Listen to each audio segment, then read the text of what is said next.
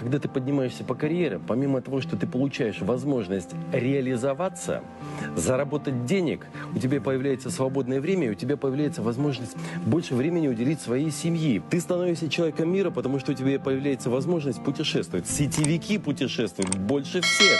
Если даже зайти посмотреть в социальных сетях, сколько фотографий в разных странах такое могут позволить сейчас себе только сетевики. Те навыки, которые приобретает любой сетевик, позволяют тебе зарабатывать на ровном месте, в любом городе, в любой стране, в любое время. В сетевом бизнесе есть такая поговорка: рот закрыл, и рабочее место убрано. Твои знания у тебя в голове. Ты можешь в любом месте, в любое время, любому встречному просто рассказать, дать консультацию и получить в результате за это деньги. Сетевой маркетинг дает возможность получить профессию 21 века. Это профессия сетевик.